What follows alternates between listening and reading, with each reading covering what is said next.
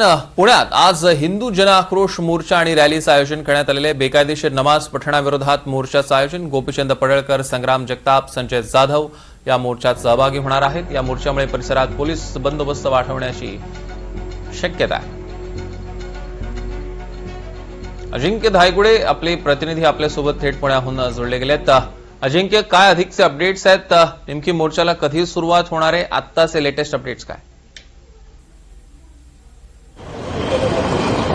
सौरभ, अगदी काही वेळात सासवडमधून हा हिंदू जन आक्रोश मोर्चा जो आहे तो पुण्याच्या दिशेने सुरू होईल। खरं तर बोबदेव घाटापाशी एक भिवरी नावाचं गाव आहे। या गावात मुस्लिम टोळक्याने, आणि ते पुण्यातील मुस्लिम टोळका असल्याचं आरोप होतो, या टोळक्याने दंगा केला।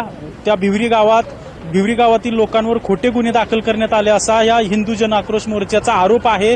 बोबदेव घाटात देखील एका टोळक्याने दंगा केला असा देखील आरोप आहे। आणि या सगळ्याच्या विरोधात आज गोपीचंद पडळकर, संग्राम जगताप हे हिंदू जन आक्रोश यांच्या नेतृत्वात हिंदू जन आक्रोश मोर्चाचं आयोजन करण्यात आलेलं आहे। खरं तर हा हिंदू जन आक्रोश मोर्चा सासवडमधून सुरू होईल, पुढे तो घाटातून कोंडव्यात येईल आणि खडी मशीन चौकात त्यांची जाहीर सभा देखील आयोजित करण्यात आलेली आहे। मात्र या हिंदू जन आक्रोश मोर्चाने या ठिकाणी, मी ज्या ठिकाणी उभा आहे त्या ठिकाणी एक मस्जिद आहे, या मस्जिद समोर ही सभा घेण्याचं खरं तर नियोजन केलं होतं, मात्र ही पोलिसांनी परवानगी नाकारलेली आहे। सध्या मी कोंडवा परिसरात आहे आणि कोंडवा परिसरातील ही थेट दृश्य तुम्हाला मी दाखवत आहे। या कोंडवा परिसराला जवळपास पोलीस छावणीचं स्वरूप आलेलं आहे। 1000 पोलीस जवळपास सासवड ते पुण्यातील कोंडवा परिसरात, ज्या भागातून ही सगळी हिंदू जन आक्रोश मोर्चा येणार आहे, या परिसरात 1000 पोलिसांचा बंदोबस्त तैनात करण्यात आलेला आहे। या कोंडवा परिसरामध्ये मुस्लिम बांधव जास्त प्रमाणात राहिला आहेत आणि अनुचित प्रकार घडू नये यासाठी पोलिसांकडून दक्षता घेतली जाते।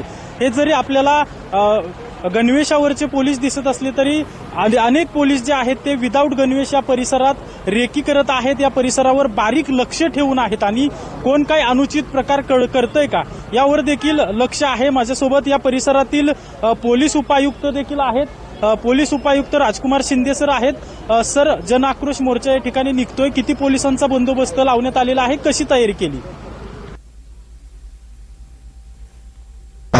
या ठिकाणी आम्ही पोलीस अधिकारी, अंमलदार आणि वाहतूक नियमित राहील या अनुषंगाने सतर्क आहोत। बरं, वाहतुकीत देखील काही बदल करण्यात आलेले आहेत आज, वाहतूक कोणती होऊ नये म्हणून, कारण की सासवडमधून हा मोर्चा चालू होतोय आणि पुण्यातील कोंडवा परिसरात येतोय। बरोबर आहे। नागरिकांच्या सोयीकरिता कालच ट्रॅफिक ॲडव्हायझरी वाहतूक शाखेच्या पोलीस उपायुक्त यांच्याकडून इश्यू झालेली आहे आणि त्यामध्ये मग खडी मशीनमधून उंडरी, मंतरवाडी या मार्गे दिवेघाट मार्गे वाहतूक डायव्हर्ट करण्यात आलेली आहे। या ठिकाणी परिसरात एक मस्जिद आहे, त्या मस्जिद समोर जाहीर सभा हिंदू जन आक्रोश मोर्चाची होणार होती, त्याला परवानगी नाकारली की देण्यात आली, नेमकं काय आहे? आपल्याला या अनुषंगानं माहिती असेल की मोर्चाच्या अनुषंगानं जे काही नियोजन आहे, पुणे ग्रामीणच्या हद्दीतून शहराकडे येणाऱ्या मार्गावरती खडी मशीन चौक, येवलेवाडी बस स्टँड या भागामध्ये चालू आहे। म्हणजे खडी मशीन चौकात जाहीर सभा होणार आहे हिंदू जन आक्रोश मोर्चाची, त्या अनुषंगानं नियोजन आणि संबंधितांशी वरिष्ठ पातळीवरून बोलणं चालू आहे। आपण पाहतोय की पोलिसांनी सगळी तयारी जी आहे ती केल्याचं सध्या पाहायला मिळतंय।